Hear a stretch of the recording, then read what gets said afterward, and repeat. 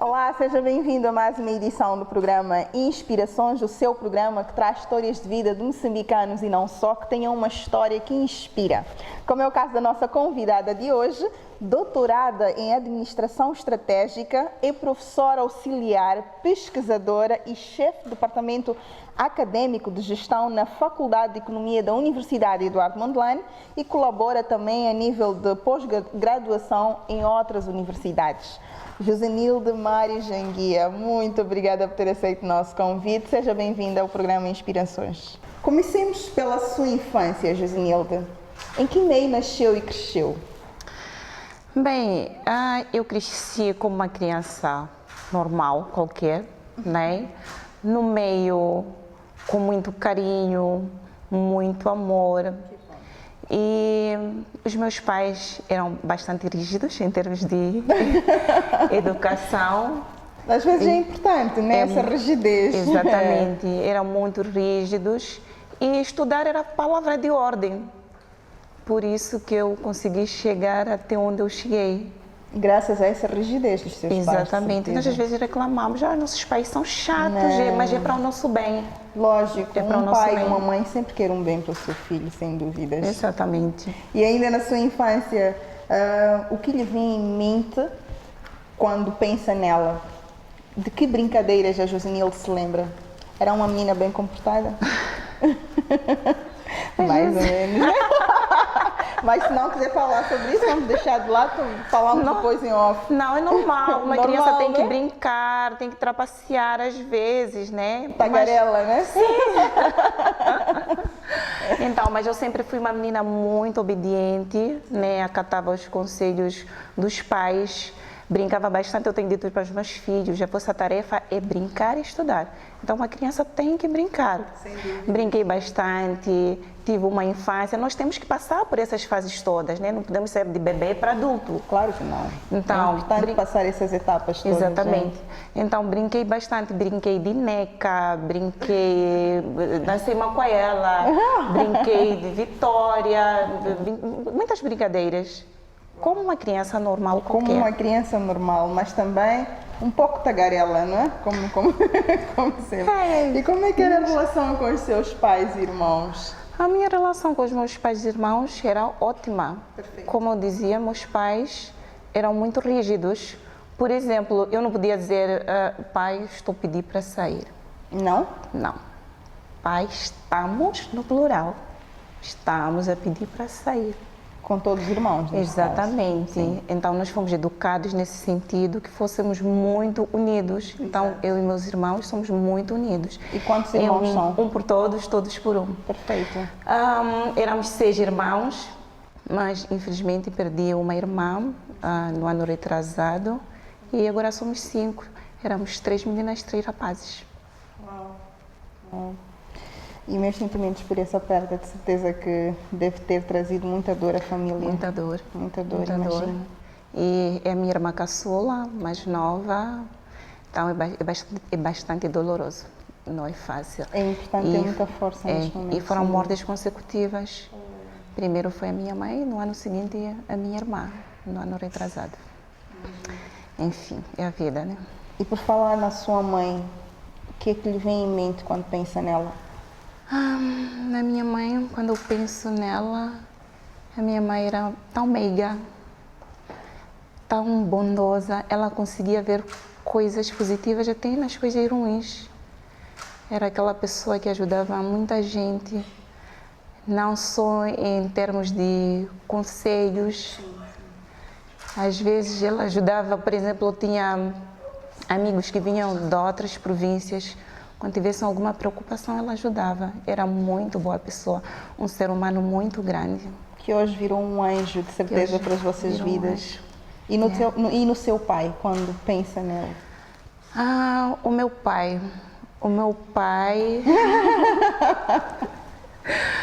Falando abertamente, Josenilde. Então, o meu pai é uma pessoa muito aguerrida, muito trabalhadora.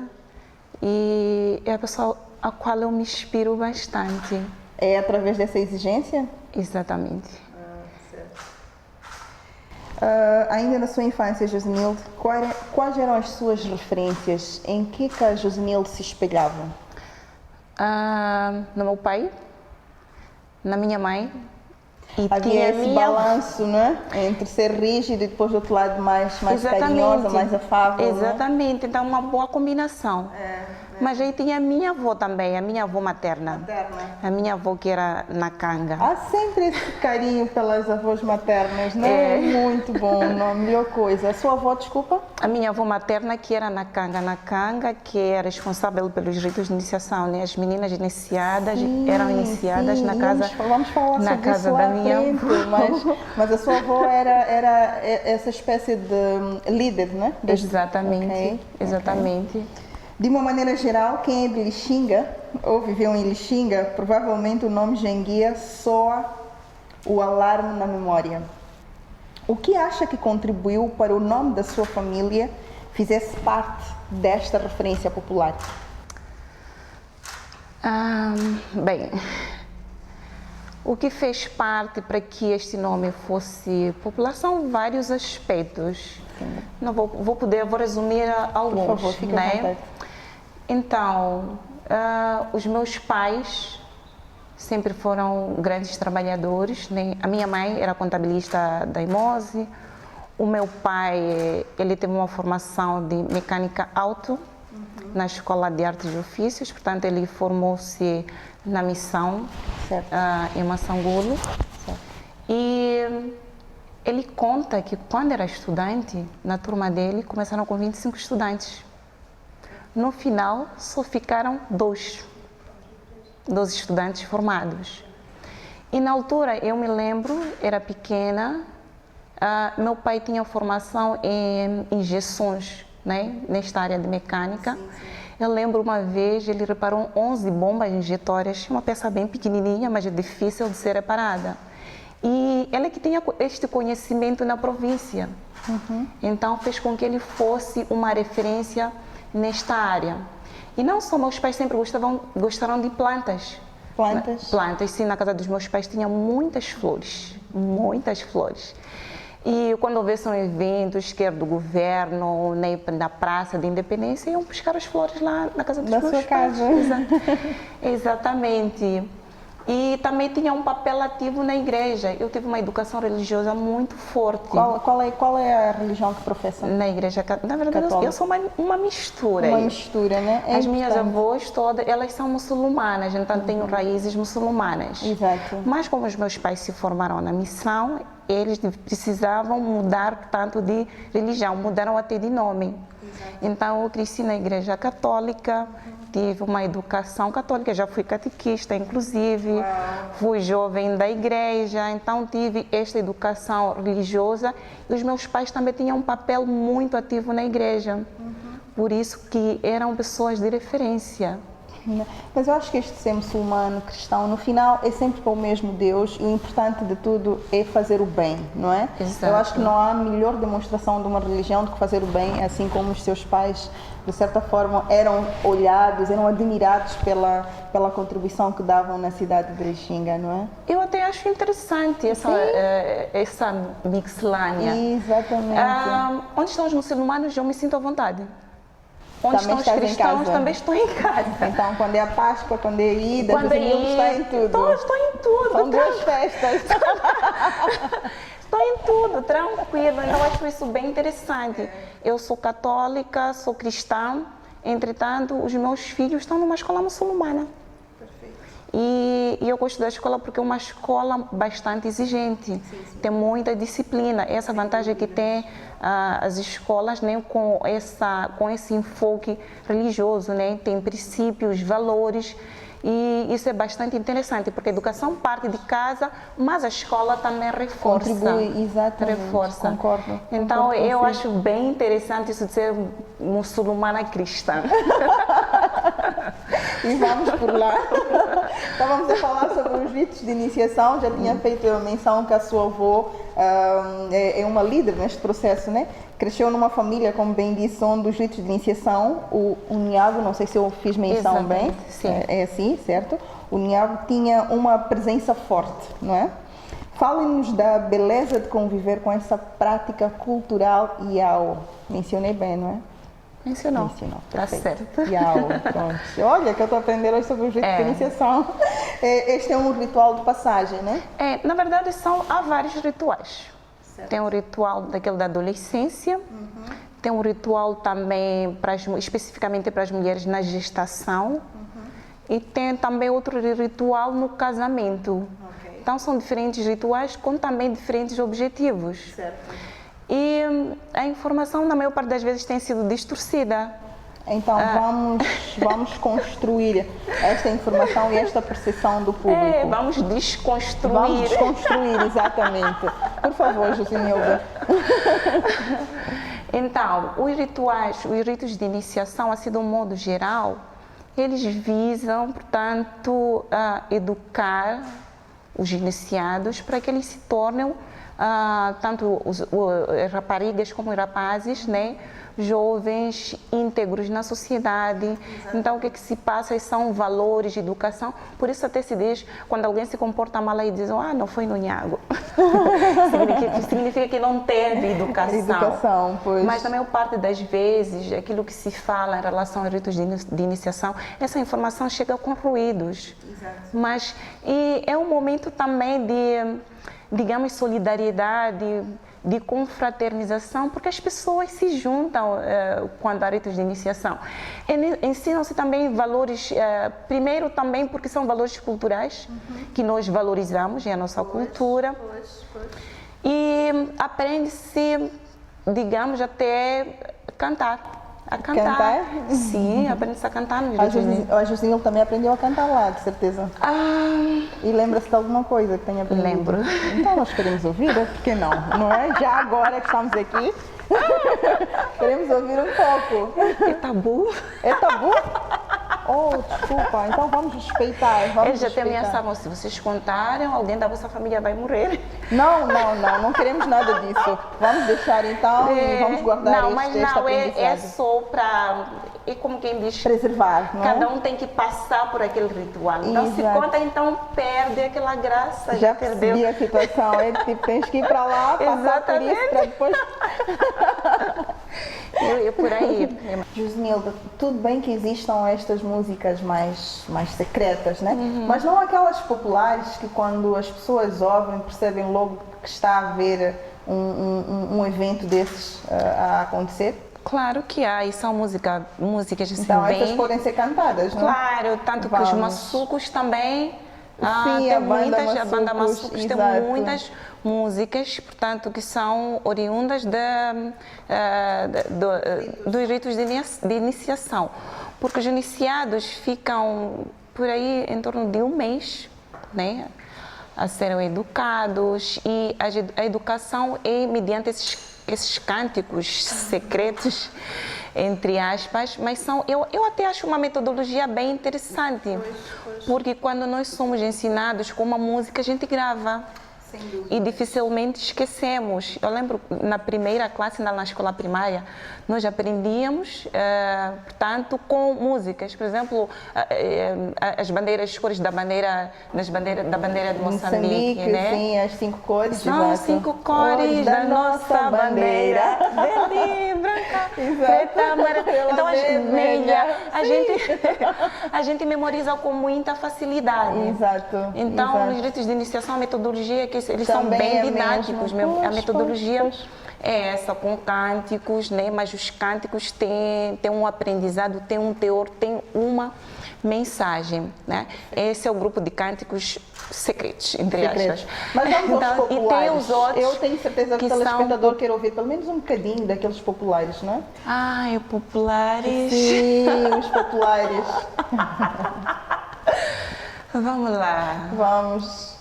Quer beber um bocadinho de água para poder afinar a voz? Quero, sim. Por favor.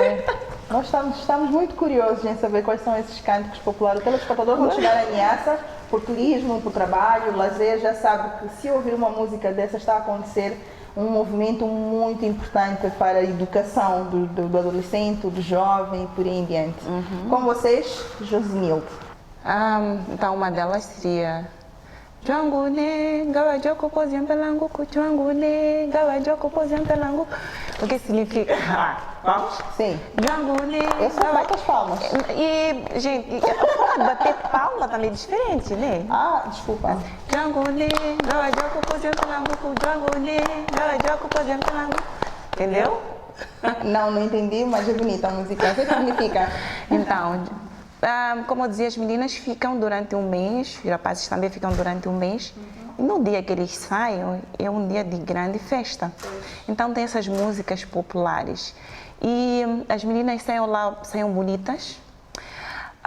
É engraçado que tem uma argila que usam durante esse um mês e saem dela com uma pele muito bonita. Não só saem com uma pele muito bonita, mas também a vestimenta. As roupas devem ser bonitas, geralmente tem sido capulana. Então, como eu dizia aqui, os ritos de iniciação também é uma forma de valorização da nossa cultura. Então, geralmente é com capulana e as pessoas cantam. E quando cantam, oferecem um dinheiro. As meninas ganham muito dinheiro nesse dia, as iniciadas. Então, Joangunenga, Jokopozem Pelangu, significa que a minha filha não sai dos ritos de iniciação como se fosse uma galinha qualquer, nem sai com todas as honras e glórias. Então, é por aí. Então, é uma festa muito bonita, super animada e, digamos, uma semana antes das iniciadas saíram, né, dos ritos de iniciação, colocam bandeiras nas casas. Então, todo mundo sabe que naquela casa tem uma iniciada e vai sair daqui a uma semana. Ok. E as senhoras preparam-se, pilam milho, que são coisas que eu assistia, e era uma coisa muito interessante. A gente ficava assim de longe para ir assistir, né? De Unhago íamos lá assistir de longe. Elas pilavam, imagina assim, num pilão, com 5 mulheres pilando, e às vezes atiravam os piladores. Eu não sei como é que conseguiam fazer aquilo, gente. É uma arte. Então, assim, tinha etapas bem interessantes, impressionantes. Tem coisas muito bonitas da nossa cultura que, infelizmente, não são registradas. Eu acho que o Unhago deveria ser estudado e registrado. Está aqui um desafio muito interessante, realmente, para ser registrado num livro sobre esta prática, esta cultura, né, da província do Niassa, e não só. Aqui estamos com muitas províncias também na zona centro e norte têm praticado estes ritos de iniciação que, de certa forma, como a Josenilde bem explicou aqui, tem o seu lado positivo, que é educativo, passa esses valores todos aos jovens e tem esta questão toda desta raiz, desta cultura bonita que as pessoas festejam, né? É uma forma de nos manifestarmos culturalmente, sem dúvida. Eu vou dar um simples exemplo. Por favor. Por exemplo, no Unhago ensinam que não pode urinar parado, porque se urinar parado pode molhar os pés, mas se nós olharmos no contexto atual, se as pessoas tivessem este princípio, as nossas árvores não estariam imundas, porque isso também ajuda a preservar o meio ambiente. Com certeza. Então, é educativo não só como pessoa, né? Não por uma questão de higiene pessoal, mas também por questões ambientais. Significa que a nossa cultura já está lá em frente em termos desta questão de ambiental que hoje está em voga. Nós já vínhamos, a nossa cultura já vem prestando atenção portanto, para este assunto. Há mais de sei lá quantas gerações. Exatamente. Não é? Mas como não houver registrado isso? Pois, concordo plenamente. Mudando um pouco de assunto, Josenilde, falando agora do seu percurso profissional, tendo em conta o contexto em que cresceu, não é? Já falamos que teve essa educação bem rígida e por aí em diante, que de certa forma moldou a mulher que a Josenilde é hoje. Sente que havia espaço para trilhar outros caminhos ou estava mesmo talhada para este mundo de busca constante de transmissão de conhecimento? Digamos que, como eu disse, eu tive uma educação muito rígida e a palavra de ordem era estudar. Exato. E meu pai era tão rígido que tinha uma pasta de controle de testes. Sério. Tinha uma pasta de controle de testes e as notas deveriam partir de 14 em diante. Exato. Se apresentasse 10, 11, 13, assim a cochear. Mas também ele incentivava, premiava, quando era assim, um 20, um 19. Pois, é importante, não é? Sim, ele premiava, incentivava. E na minha casa, em casa dos meus pais, nós tínhamos empregado. Entretanto... Um trabalhador doméstico, não é? Sim, temos um trabalhador. Hoje não falamos de empregado, trabalhador, está mais chique, né? São as nossas secretárias, porque essas designações também têm suas conotações, né? Sim. Hoje nós falamos de Mas secretária. eu acho que não, porque qualquer pessoa que esteja a trabalhar em algum lugar é empregado ou empregada, tem um emprego, não é? Mas pronto, para evitar que realmente sejamos mal percebidas, vamos optar pelo trabalhador ou pelo secretário, como preferem. Colaborador, exato. Então, nós tínhamos digamos, colaborador.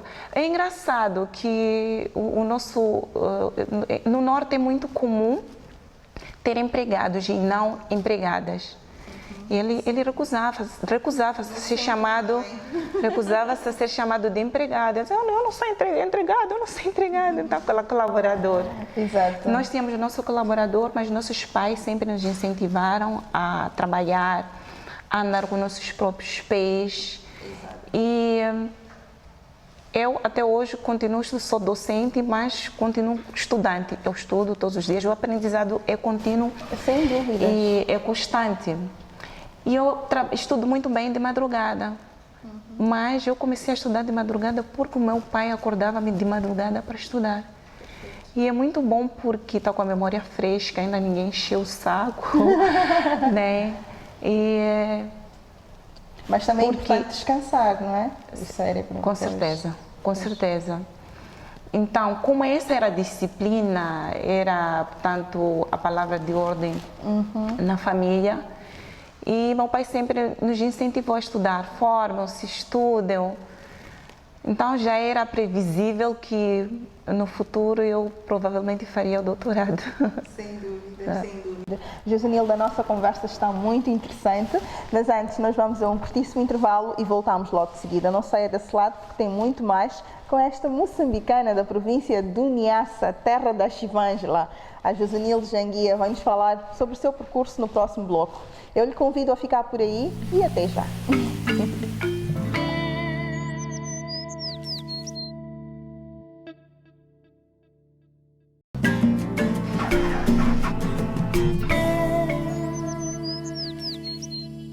E estamos de volta à segunda parte da conversa com a Josenilda Janguia, esta mulher moçambicana da província do Niassa, doutorada em Administração Estratégica e professora auxiliar pesquisadora e chefe do Departamento Acadêmico de Gestão na Faculdade de Economia da Universidade Eduardo Mondlane e também colabora a nível de pós-graduação com outras universidades. Josenilda, estávamos aqui a falar um pouco sobre a sua infância, sobre o seu percurso, sobre a sua cultura, que muito se orgulha, já nos mostrou aqui uma cultura muito bonita, sem dúvidas, de lá da província do Niassa, da terra da nossa Chivângela, não é? Mas ainda falando sobre o seu percurso de formação, o seu processo de formação formal, neste caso, fale-nos dele entre Moçambique, a começar por Lixinga, até o doutoramento no Brasil. Estamos muito curiosos em relação a isto. Como foi o percurso formal da Josenilda? Eu desde pequena gostei de estudar. Sim. Eu lembro-me que na altura, na primeira classe, entrava-se com 7 anos. Sim. Se a memória não me traiu, acho que era isso, 7 anos. E a minha irmã começou a estudar e eu segui ela para a escola. Eu exigia dos meus pais, eu também quero estudar, eu também quero ir à escola, e diziam, mas ainda não tens idade, eu quero estudar. E aí meus pais foram forçados a matricular-me. Na terceira classe, o meu pai queria que eu repetisse. Eu passei para a terceira, mas meu pai queria que eu repetisse porque eu ainda era muito pequena. Imagina. Aí eu fiz uma chantagem para meu pai. Aí eu disse para ele que portanto, se me fizesse voltar de classe, eu havia de parar de estudar. Oh. É uma chantagem feia eu acho uma boa chantagem.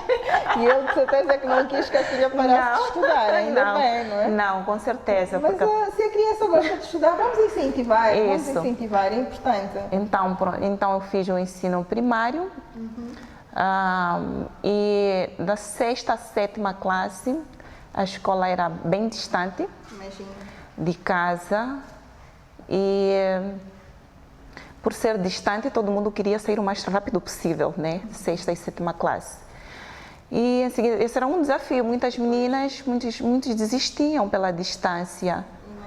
E da 8ª, 9ª eu não fiz o ensino geral, fui para a escola comercial, fiz a contabilidade. E lembro-me que no princípio, eu por aí com 13 anos, um professor um dia perguntou-me na escola, espero que ele esteja a me ver hoje aqui. Como é que chama? Não posso dizer. Não? Tudo bem, não faz mal. Não posso dizer porque ele perguntou-me, então o que tu pensas, né, para o futuro, um dia quando cresceres? Aí eu disse para ele, olha, que eu ainda estive no nível básico. E eu disse para ele que eu estava pensando em ir para a universidade. Nem sequer tinha feito o nível médio. Aí ele riu. Eu disse, você na universidade? Você só pode estar a sonhar. Olha, aqui em Lixinga nem sequer havia universidade naquela altura. Imagino. E para um lugar onde nem sequer tinha universidade, eu já estive a falar de universidade, eu já tinha esta visão. Já tinha esse foco. Já tinha esse foco desde pequena. Então fiz a escola comercial e daí tinha que dar continuidade no instituto. O instituto só poderia ser aqui no Maputo. Exato. Concorri para o exame de admissão e eu não passei. Mas esse foi um aprendizado tão bonito. Eu não passei e hoje eu dou graças a Deus por não ter passado. Eu não passei, é engraçado que pessoas que tinham, em termos de aproveitamento pedagógico, muito mais baixo, passaram. Exato. E eu não passei, mas por quê? Fiquei tão revoltada, não é possível. Mas Deus tinha um propósito. Exato. E qual era esse propósito? Então, eu fui fazer, não desisti. Eu estive à espera do resultado do exame de admissão, mas ao mesmo tempo, em simultâneo, estive a fazer a 11ª. Então me foquei, não passei no exame de admissão, tudo bem. Fiz a 11ª, a 12ª, fiz o nível médio em 2 anos. Perfeito. E se eu fosse para o instituto, seriam 4 anos. Exato. Então, em 2 anos, eu fiz o nível médio e tinha que prosseguir para a universidade. Como em Lixinga não havia universidade, eu só poderia continuar em Nampula, ou no Maputo, ou na Beira. E meus pais queriam que eu fosse economista, assim sendo, fui para a Universidade Católica na Beira. Exato. E na altura tinha o ano propedêutico, o ano 0, fazia-se o bacharelato, depois a licenciatura e o mestrado. E era bem renhido. Imagino. Era muito renhido, tinha umas regras no tempo do Padre Couto. Ou seja, saiu da rigidez em casa e foi para a universidade também rígida. Mas foi tranquilo para mim, porque aquele rigor eu já tinha em casa. Exato. O Padre Couto, meu pai formou-se na mesma missão do Padre Couto. Exato. Então aquela doutrina, aquelas regras, para mim não era novidade, era só continuação. E eu lembro-me que na altura não tínhamos direito à recorrência, quando começaram as regras lá eram rígidas, ou passa ou reprova, reprovou, voltou para casa. Era bem difícil e ninguém podia cabular. Se apanhassem com cábula, não era 0, era expulso. Ali era demonstração da sua capacidade mesmo. Exato. Não é? Era expulso da universidade e com a sua fotografia. E a informação, colocavam a informação com fotografia na entrada para desincentivar essas práticas, né? Expulso por fraude acadêmica. Bem rigoroso. Bem mesmo. rigoroso. Pensa se ia querer cabular. Ninguém, imagina. Não.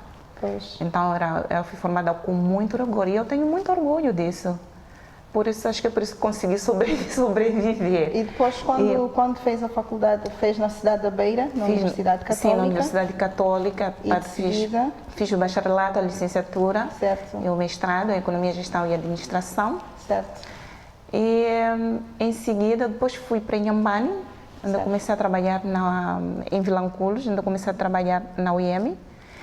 Fiquei 4 anos e na altura era a única economista e a única mestre. Eu lembro que dava uma cadeira, uma das cadeiras era Introdução à Economia, dava com outro docente que era formado em Agronomia. Então trabalhei durante 4 anos Na Universidade Eduardo Mondlane em Inhambane, né? Em Inhambane, em Vilanculos. Exato. Em seguida, eu concorri para uma bolsa de estudos do CNPq. Sim. E na altura eu estive gestante do meu último filho, né, o caçula, tenho 2 meninos. 2 meninos, né? Sim. Já falamos. E quando eu estou gestante, eu passo mal. Eu fico doente. E mesmo assim concorreu a uma Sim, bolsa? Eu passo mal que desmaio. Imagino. Há mulheres que realmente têm essa dificuldade durante a gestação, sim, né? Então, sim, são essas mudanças todas do organismo. Sim, são vômitos, desmaios. Imagino. Eu não sei quantas vezes desmaiei nas minhas Mas ainda bem que no final tudo correu bem. Correu tudo e os bem. seus filhos, de certeza, são o maior motor que têm, né? Para continuar essa busca. Com certeza. Então, concorri para a bolsa, estive gestante, né, com essas dificuldades todas. Pois. Infelizmente, eu ganhei a bolsa. Aí meus colegas diziam, não, desapareci. Não, eu dizia, eu estou aqui, mas eu estava a trabalhar. E ganhou a bolsa para onde? Ganhei a bolsa para o Brasil. Para o Brasil. Sim, naquele ano saíram 5 bolsas de doutoramento, também fui a única mulher. Uau. Há uma falta de interesse, não sei, ou não há muita aderência de mulheres no curso de economia, não é? É que muita gente não gosta de matemática. Pois, esse bicho de 7 cabeças que na verdade nem deve ser um bicho. É uma má percepção dos números, não é? Eu acho que as matemáticas é mais prática. É mais prática. Não, na pois. verdade eu acho que tem que haver dedicação, tanto para matemática, biologia, independentemente da disciplina, é importante dedicar-se, trabalhar com afinco. Pois. Se for para letras e não dedicar-se, na mesma vai tirar 0, 5 Com certeza, o importante é a dedicação sempre, mas eu estava aqui a cortar já o fio de pensamento da Josenilda. Ela teve uma bolsa de estudo para o Brasil, não é? E quando chegou ao Brasil? Então, eu tive uma bolsa de estudos, ganhei a bolsa, esperei fazer o parto, porque não podia viajar no final da gestação, né, com barriga grande. Aí eu esperei fazer o parto e viajei com o bebê recém-nascido e o mais velho tinha 3 anos. Sozinha, com as 2 crianças? Com as 2 crianças, fui para o Brasil. Para o estrangeiro, neste caso? Sim, para o estrangeiro. Fui com um rapaz que me ajudou no princípio, mas depois me abandonou, me largou. Um rapaz, quando se diz um parceiro? Não. Alguém da família que era para me ajudar certo. Com as crianças. Certo. Mas chegou lá e me largou. Mas quando chegou ao Brasil, qual era a sua formação lá? O que pretendia fazer em termos de... Portanto, eu fui para o Brasil para dar continuidade a nível de doutoramento em administração estratégica. Perfeito. E fui para Curitiba, uma cidade muito bonita, muito organizada. E a PUC, que é a universidade onde eu me formei, é uma boa universidade, bem elitizada. Fui a primeira negra, a primeira africana a cursar o doutorado naquele programa. Uau. Sim. E foi um desafio. Sem dúvida. Foi um desafio. Com 2 crianças fora de casa. Sim.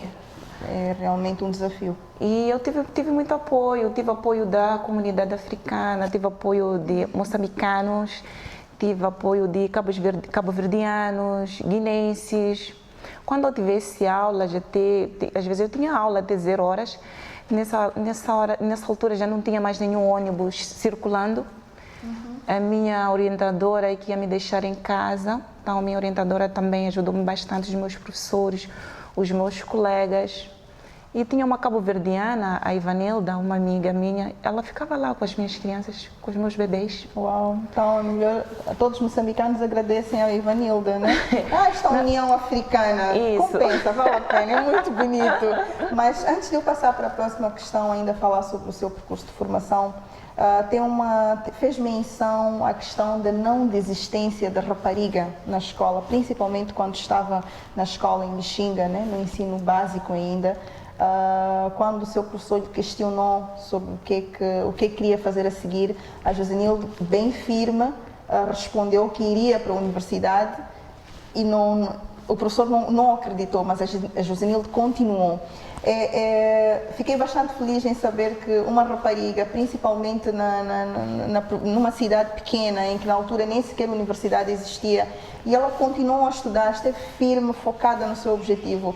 Porque realmente, como se diz, educar uma rapariga é educar uma nação. Então, parabéns por não ter desistido, parabéns por ter passado por todos esses processos e mesmo assim continuar firme, sair de Moçambique, ir para fora do país, formar-se ainda por cima com 2 crianças pequeninas, com esse apoio todo da comunidade africana, que realmente deve ser muito lindo e apesar dos desafios, eu acho que valeu a pena, não é?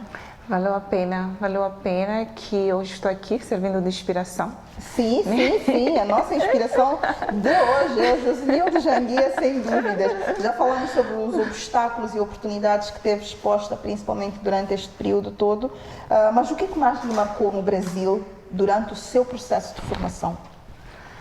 Bem, esta pergunta é um pouco difícil de responder, porque são muitos momentos, coisas positivas, mas também negativas, então momentos muito marcantes. Acho que é melhor começar pelos aspectos positivos. Sim, né? Até porque realmente são esses que nós queremos nos lembrar sempre, né? Os negativos já passaram, já foram, serviram de lição. Os positivos ficam sempre na nossa memória com um sorrisinho sempre no canto da boca, né? Mas, por favor. Mas também os negativos servem como um aprendizado, né? Sem dúvidas. Como aspectos positivos, eu fui para o Brasil com um propósito de me formar. Mas também conciliei com outros aspectos, eu aprendi, fiz outros cursos. Eu hoje paro e me pergunto como é que eu consegui fazer, não consigo perceber. É essa força da mulher. Sozinha me questiono. O doutorado em si já é muito difícil, pelo método da avaliação. Na minha universidade davam-se três disciplinas em cada bloco. E no final dessas 3 disciplinas tinha que se produzir artigos científicos. Então estou falando de 3 artigos científicos em 2 meses. Humanamente falando, é bem complicado. É bem difícil e sem mencionar a questão de cuidados domésticos, né? Eu tinha 2 filhos. No Brasil ninguém tem empregado. Então tinha 2 crianças, tinha que cuidar da alimentação, da educação dessas crianças. Então assim é bem complicado. Pois. Mas se nós temos fé, determinação, foco, a gente consegue. Sem dúvidas. Josenilde, diz-me só uma coisa. A docência foi a sua primeira profissão? Digamos que sim, foi. Sim? Foi. Sim. E em que consiste a sua profissão hoje?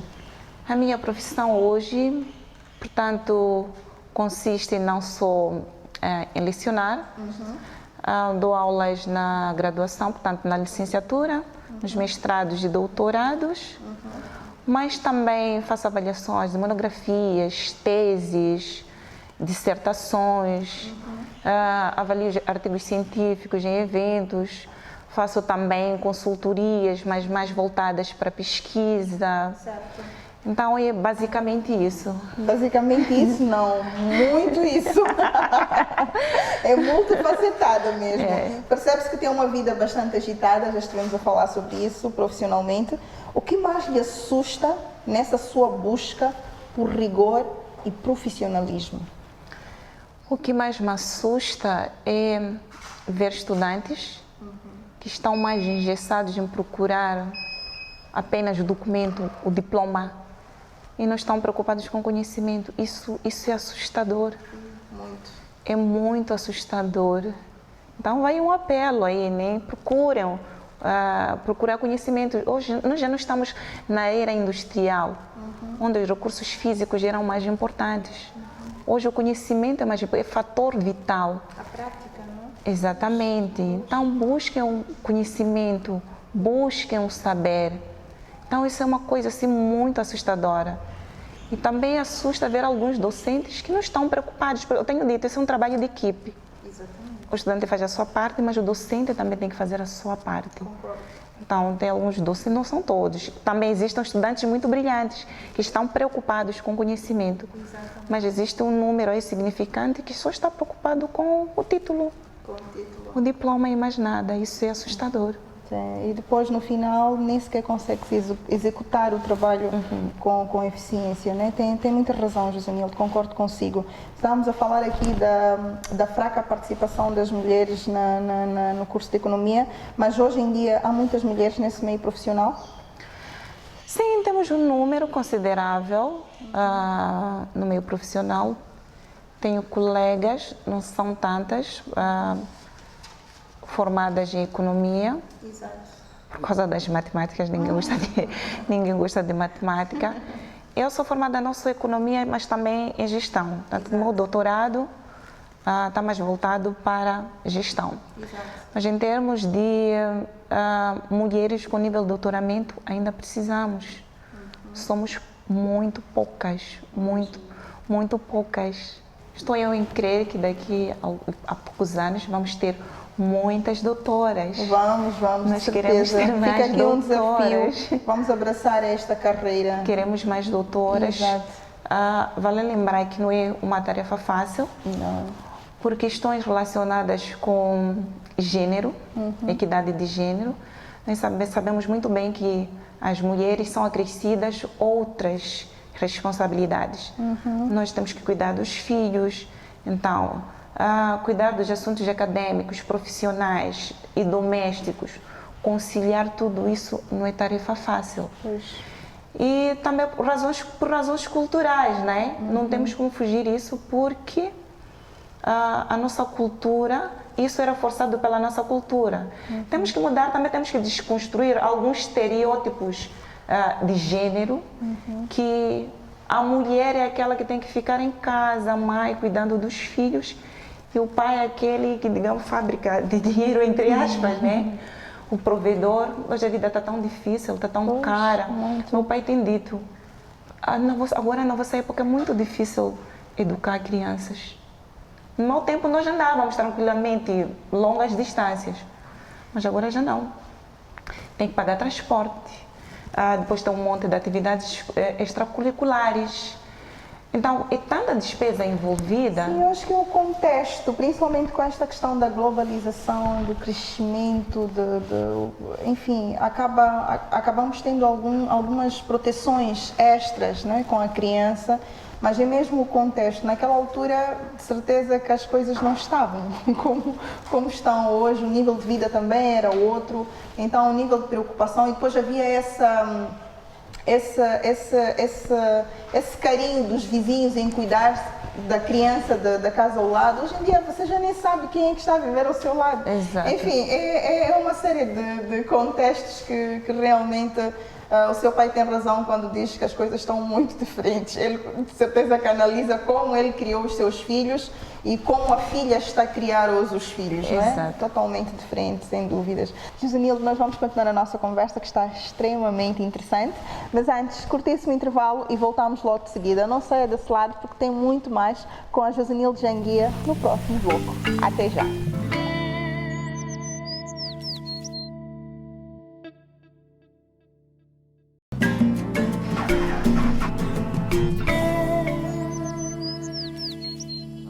E estamos de volta à conversa com a Josanildo Janguia, moçambicana da província de Niassa, terra da nossa Chivângela, é doutorada em Administração Estratégica, é professora auxiliar, pesquisadora e chefe do Departamento Acadêmico de Gestão na Faculdade de Economia da Universidade Eduardo Mondlane e também colabora a nível de pós-graduação em outras universidades.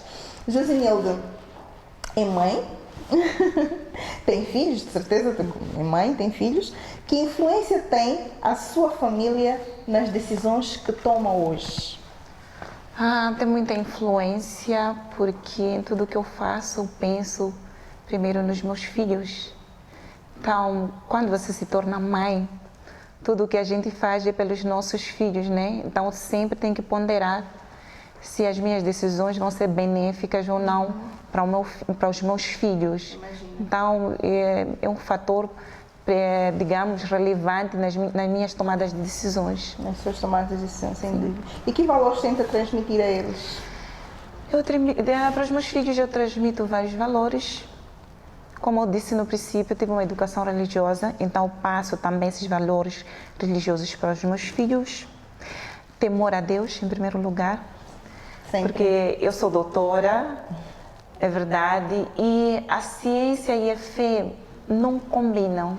Porque na ciência a gente tem que comprovar tudo. Exato. E fé é uma questão de crença. Pois, tem que haver aqui este equilíbrio, não é? É uma questão de crença. Mas eu acredito em Deus e passo esses valores também para os meus filhos. Devam ter temor a Deus, devam acreditar, ter fé em Deus. Porque quando a gente tem fé em Deus, fé em nós, fé em Deus também. E aí é fácil progredir, é fácil continuar porque a gente tem esperança. Porque a gente acredita num ser supremo que está cuidando de tudo. Então eu passo esses valores religiosos também para os meus filhos. Passo também outros valores morais, integridade. Obviamente, sendo doutora, eu praticamente, portanto, cobro dos meus filhos. Eu digo para eles que eles devem me suplantar. Exato. Minha mãe é doutora, é mulher, vocês são os homens, vocês devem superar a mãe. Então eu cobro a eles que eles se formem, portanto, que chegam também a nível de doutorado, e por que não? Por que não? Qual é a idade deles hoje em dia? Hoje, o mais novo, que foi com bebê recém-nascido, está com 10 anos, fez agora em março 10 anos, e o mais velho está com 13 anos. E a Josenilde influencia de alguma forma nas suas escolhas? Obviamente, né? É uma mamã coruja, de certeza. Não, é que eles são crianças ainda, então não tem nível de cognição. A gente precisa orientar, explicar para eles o que é certo, o que é errado. Exato. Outros aspectos eu deixo eles decidirem, mas alguns eu tenho que intervir. Intervir, perfeito. A Josenilde é jovem, mulher, e um percurso bastante inspirador, já estivemos aqui a falar sobre isso. Sente que tem alguma responsabilidade em relação às raparigas do nosso país? Isso é axiomático, eu sinto que tenho uma responsabilidade, sim, em relação às nossas raparigas. Estou aqui para encorajá-las. Eu venho do Niassa, né? Lá do Polo Norte. Exato. Então estou aqui para mostrar para quem está, vamos em Mogovolas, quem está nas zonas mais recônditas, noutras províncias, que é possível. É só fé, determinação, foco, que a gente pode ser tudo o que quiser. Concordo. A gente pode ser tudo o que quiser. E a mulher pode estar onde ela quiser. Exatamente. Sim. E então, como mulher, ainda falando sobre mulher, sente-se de alguma forma pressionada a superar ou a fazer sempre um pouco mais do que esperado? Eu sinto, sim, não só como mulher, mas como ser humano, a gente tem que procurar sempre se aprimorar. A gente tem que procurar sempre aprender mais. Exato. Né? O mundo está em constante mudança, né? Então nós precisamos nos reinventar, senão ficamos para trás. Josenilde, qual é o seu sonho de vida? Sonho de vida, eu gostava de viajar pelo mundo. Viajar, mas ainda vai a tempo. Está tão jovem, bonita. Viajar dona de si. Então, por que não um périplo pelo mundo? Nós também começa por Moçambique. Nós temos praias lindíssimas. Temos outras culturas, mesmo dentro de Moçambique. Esta miscelânea toda de culturas, de gastronomia. Começa por Moçambique, é um desafio. Depois vá lá para fora. Eu me sinto agraciada porque eu sou realmente moçambicana. Sou do norte, formei-me no centro. Exato. E vivo no sul. Uau. E tenho orgulho de dizer que eu conheço todas as províncias do país. Pois, então pronto, já conheceu Moçambique, agora fica este sonho de viajar pelo mundo, conhecer outras culturas, não é? Outros povos. Quais são os países mais ou menos que gostava de conhecer? Eu não tenho assim preferências, mas Ásia é um dos continentes que eu gostava de conhecer, não é? De conhecer, não conheço a Ásia. Eu adoro, eu amo turismo. Conhecer outras culturas. Saímos daquela zona de conforto, né, da mesmice. A gente pensa que o mundo é aquele nosso mundinho. Então é bom viajar, conhecer outros povos. E a gente aprende, né? Agrega mais conhecimentos. Por isso que o meu sonho é viajar pelo mundo. Eu tenho certeza que este sonho vai ser realizado. Muito em breve teremos aqui a Josenilde de volta com inspirações a dizer, olha Vanessa, já viajei por todo o mundo, por toda a Ásia e conheci também outros cantos do mundo e estou completamente realizada. Sonho realizado, tenho certeza que sim. E nós vamos ficar à sua espera para ter este feedback de como é que foi esta viagem toda. E para Moçambique, quando olha para o seu país, qual é o sonho que tem para ele? O sonho para Moçambique, eu sonho um Moçambique sem guerras, porque a guerra é uma preocupação, esses conflitos políticos é uma preocupação de todos nós. É verdade que o país conseguiu alcançar vários objetivos, mas uma paz plena, completa, tanto sem esses insurgentes, esse seria o primeiro passo. Eu sonho um Moçambique sem grandes assimetrias econômicas, né, regionais. Eu sonho um Moçambique sem desigualdades, grandes desigualdades de gênero. Vamos desconstruir aqui alguns conceitos, né? As mulheres estão lutando por igualdade, então carregam um saco de milho porque vocês querem ser iguais aos homens. Não é bem assim. A igualdade é um fim. Para chegarmos à igualdade, nós precisamos passar necessariamente por equidade. Exato. E quando nós falamos de equidade, estamos a falar de justiça social. Exato. Então, não podemos tratar de forma igual coisas diferentes e querer ter resultados similares. Exatamente. A mulher amamenta, o homem não. Né? É um exemplo. A mulher tem que cuidar dos filhos. É uma responsabilidade que os homens também... Primeiro, gera os filhos, né? Tem essa particularidade. Depois, ainda a atenção de cuidá-los. Pois, então, é complicado. Existem características idiosincráticas da mulher que às vezes são mal interpretadas em termos de igualdade.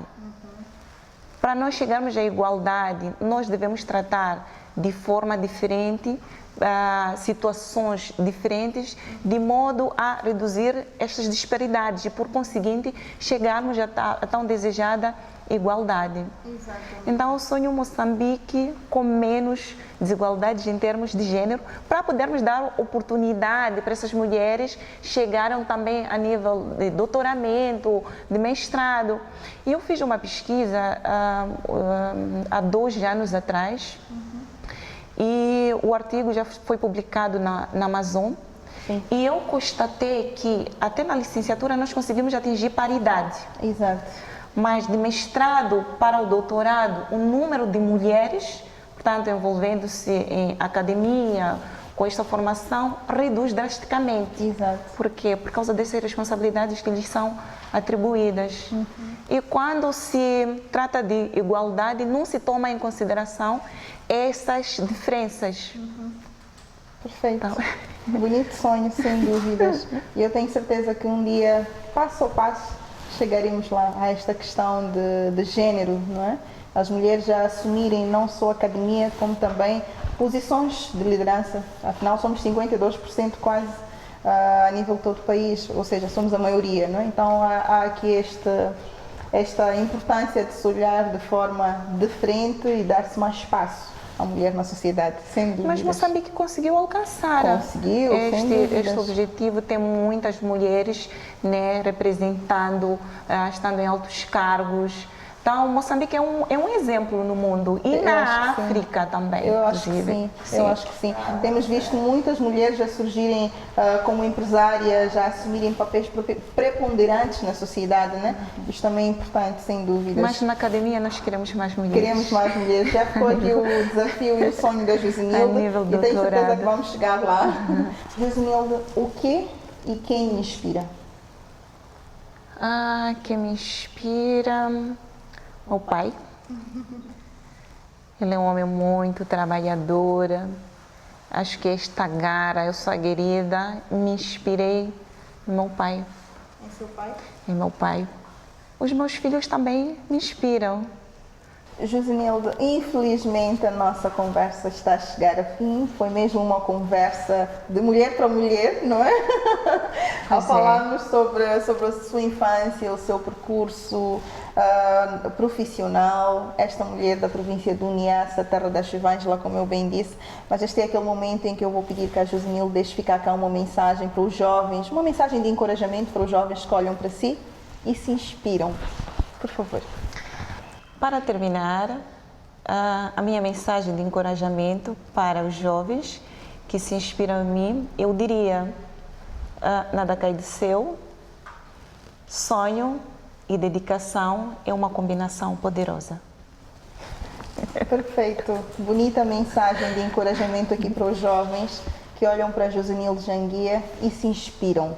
Josenilde, muito obrigada por ter nos concedido esta entrevista e ter partilhado um pouco do seu percurso bastante desafiante. Teve os momentos, obviamente, baixos e altos, mas hoje é esta mulher que está muito a contribuir com a academia no nosso país. Muito obrigada, sucessos, e esperamos por si, depois de fazer essa volta à Ásia, para vir nos contar como é que foi. Obrigada. Eu que agradeço pelo convite e agradeço por estar aqui compartilhando a minha experiência e espero ter encorajado, inspirado muitas mulheres aqui em Moçambique. Eu tenho certeza que sim, tenho certeza que sim. Muito obrigada.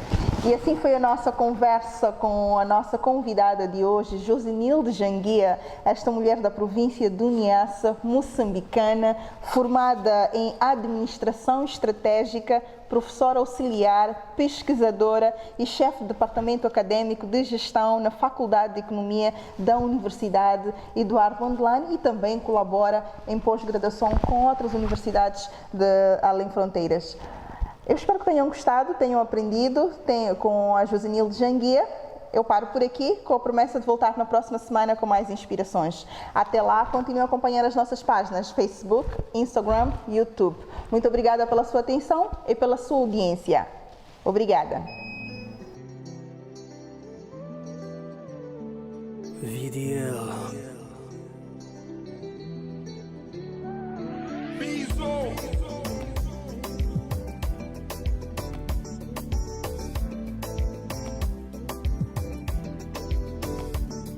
Já não vou mais esperar por uma casa.